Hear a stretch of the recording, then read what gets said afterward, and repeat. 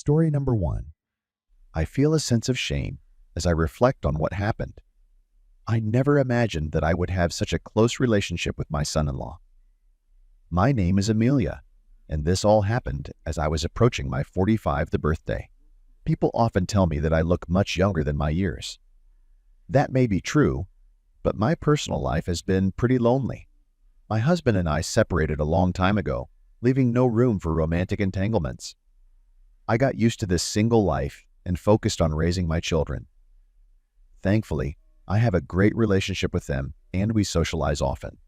They bring great joy to my life. However, the one who calls me most often is my youngest daughter, Mila. She has been married for 2 years now. I am truly happy for her, especially since her husband, Donald, is a capable and accomplished man who does everything around the house. He affectionately calls me his favorite mom and even surprises me with flowers and candy all the time. He is always there for me, never hesitating to lend a helping hand. Recently, I decided to renovate my country house and wanted to involve my youngest daughter in the process. However, she quickly informed me that she had her own things to do at work and would not be able to join me. I was a little disappointed and took it to heart, thinking that I would have to do the gardening alone again. But then Mila heard my saddened voice and kindly offered to send her husband, Donald, to help me. After all, it was his day off. Without hesitation, I accepted her generous offer. Donald is a wonderful man, and I knew he would be a great help to me. The time came, and Donald, my son-in-law, came to lend a helping hand. Most importantly, the long journey didn't spoil his mood. As usual, he greeted me with a beautiful flower, which brought a smile to my face. We didn't spend much time chatting over coffee, but got right to work. Donald took a bucket and spent most of the afternoon picking apples. I offered him a break, but he's like that. Once he starts doing it, you can't stop him. He told me, Amelia, I don't like to quit a job I haven't finished. I want to do it and forget it. By evening, Donald was exhausted and decided to take a break. I made sure he had a good meal and a glass of juice. He liked the food so much that he asked for a piece of meat as well, which was very tasty. After eating and resting, he offered to help me clean up the barn where my favorite horse, Wave, lived. As we entered the barn, I pointed out the straw in the corner that needed to be removed to make room for tools. And then something happened that I'm not proud of. My son-in-law hugged me, kissed me, and pushed me onto the straw. I was surprised, but deep down, I knew this is what I wanted all along, so I made up the story of cleaning out the barn. That's where it all unfolded, and his skillful hands took care of everything. You understand, it wasn't just his hands that satisfied me. My son-in-law is an expert in this field. He fulfilled all my desires because it was hard for me to live without male attention. I'm not old yet, and I take care of myself. We were a little embarrassed after our actions. But that's life, and it's hard to resist temptation no matter what it is. That's how my son-in-law and I moved to a new level of relationship and kept everything a secret. Story number 2. Yesterday was such a fantastic day. We had an amazing time with my father-in-law and mother-in-law. The laughter and joy flowed like a river. While we were enjoying our drinks, my father-in-law couldn't help but praise Aubrey's mother-in-law. He praised her as a loving wife who takes care of herself and has a passion for skiing and biathlon. It turned out that they used to play on a local team together, and Aubrey's mother-in-law worked as a full-time Methodist minister. It's a demanding and responsible position, and on top of that, she's an athlete. My father-in-law playfully vouched for his wife's multitasking ability. Among all of us, she truly shone as the brightest and most energetic woman. Not only was she beautiful and kind-hearted, but she was also incredibly easy to be around. She was always ready to lend a helping hand. And now, as morning came, I couldn't help but reflect on how wonderful we had spent last night. Although my head was throbbing from the drink, I was thankful that I didn't have to go to work today. Instead, I could just relax on the couch in my newly purchased apartment. In the morning, my wife had to get up and go to work, even though she didn't want to. Plus, she had a headache because she drank a lot of wine last night. I always felt terrible after the holiday on days like that. I felt sluggish, unmotivated, and needed affection.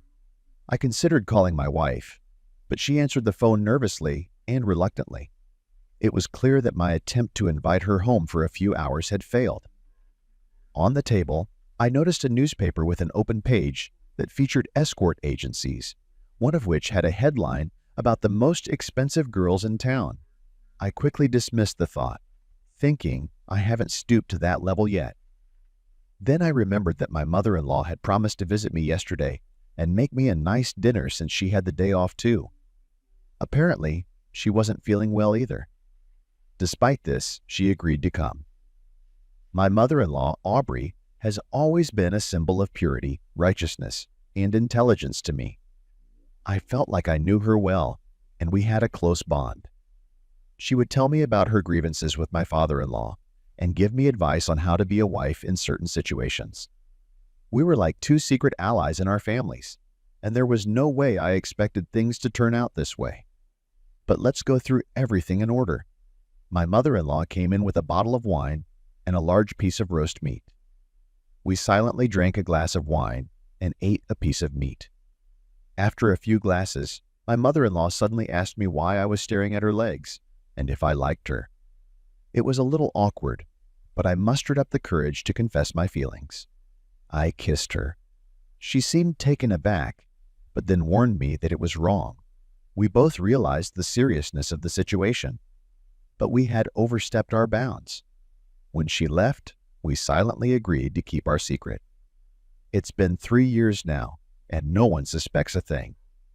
Let's hope that this will continue to be the case to avoid any complications in our lives. Story number 3.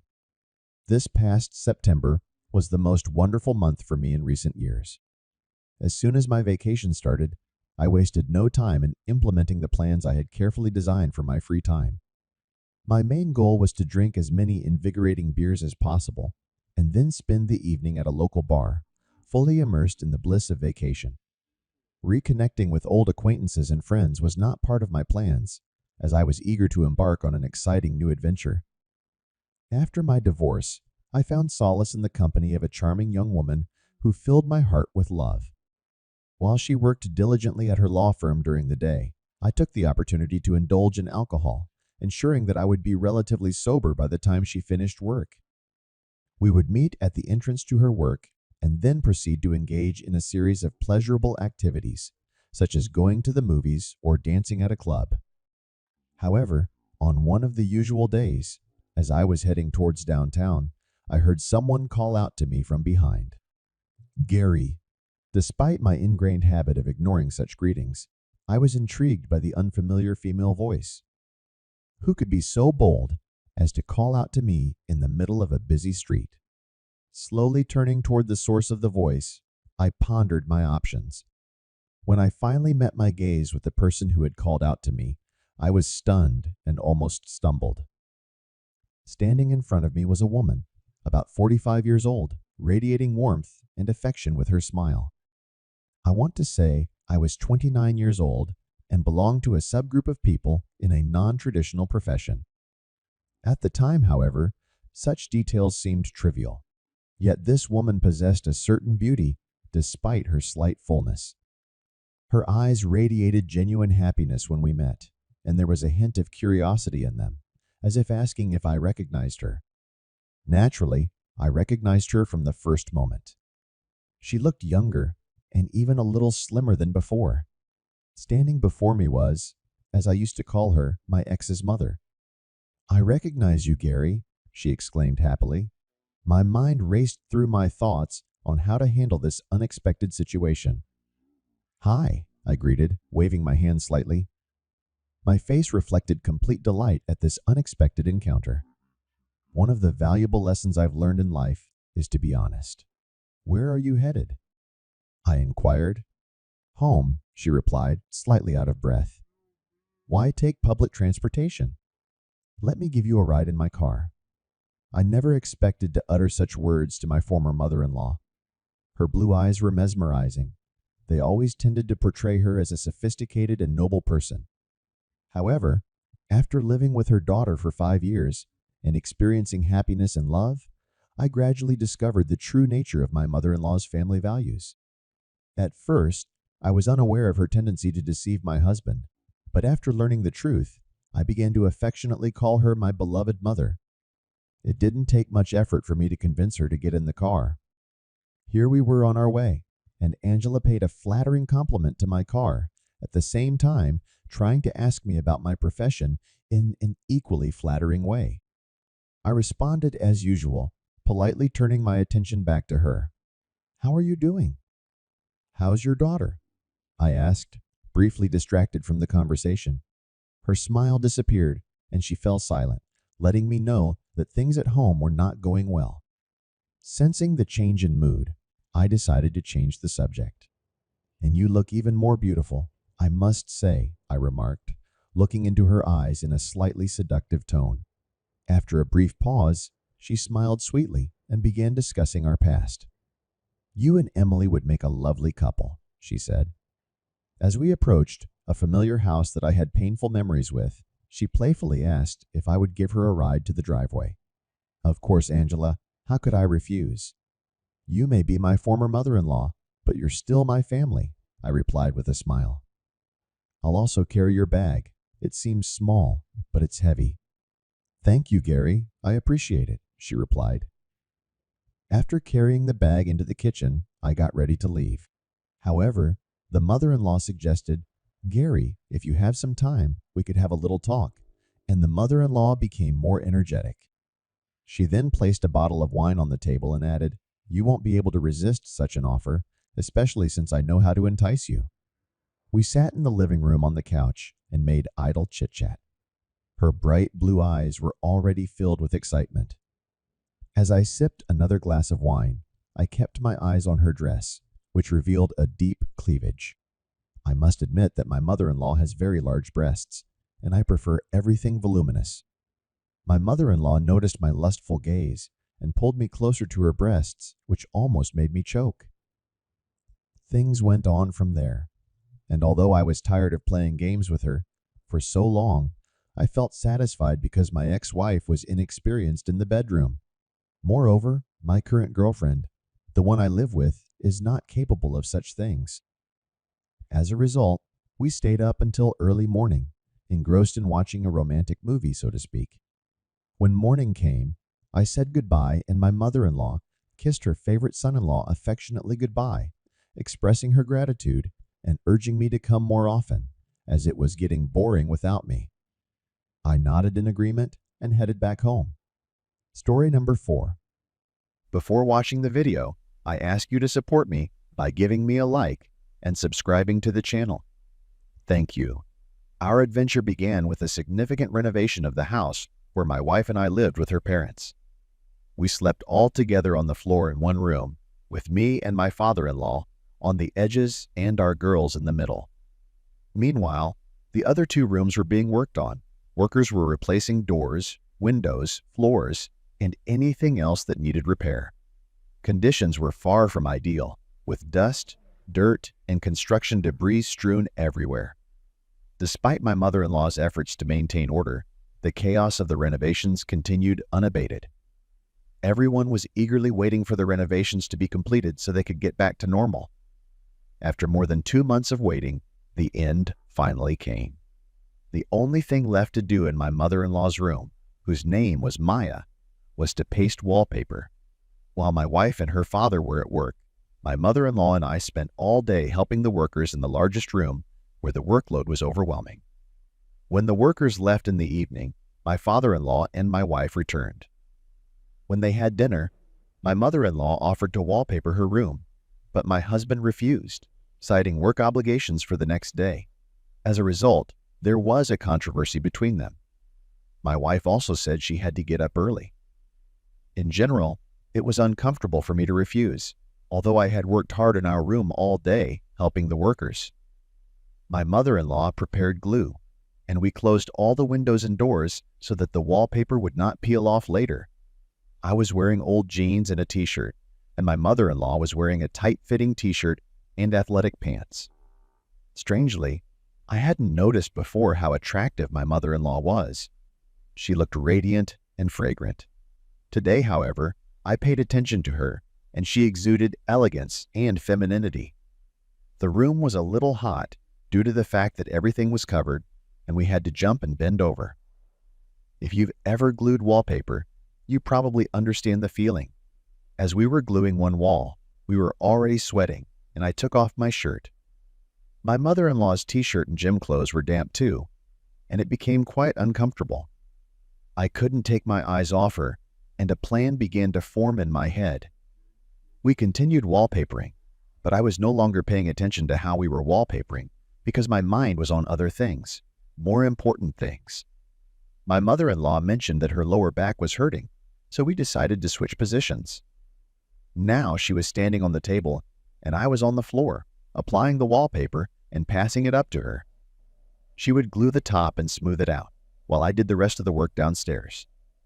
As I handed her the next sheet, we involuntarily touched each other constantly. It happened involuntarily, and my mother-in-law didn't pay much attention to it. However, I couldn't help but notice it and felt trapped. In addition, because of the ongoing renovations, my wife and I had not had intimacy for a long time.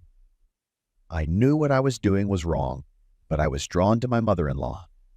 At one point, when she bent down to lift the wallpaper, I couldn't resist and kissed her.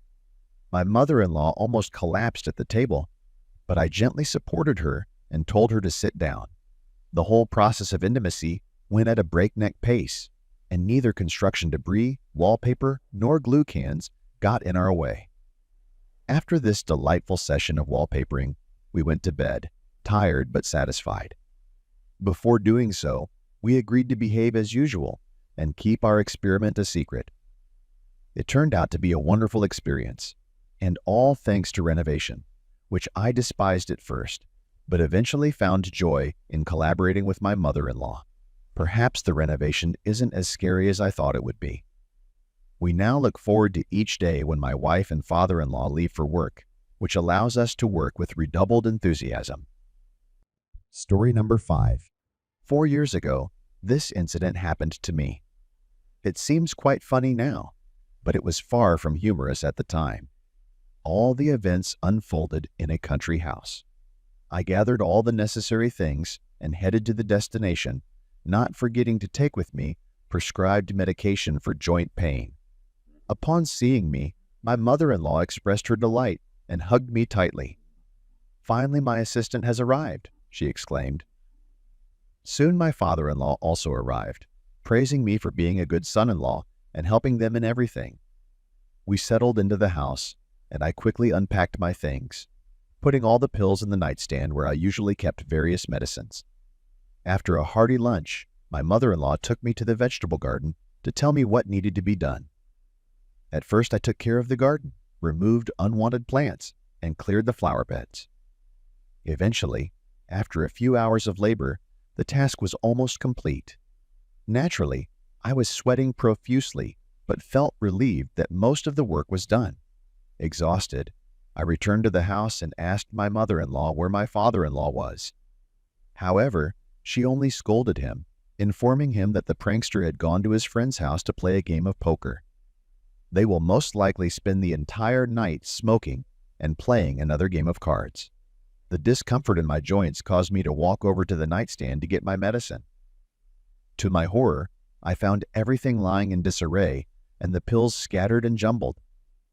After a short search, I managed to find my pill.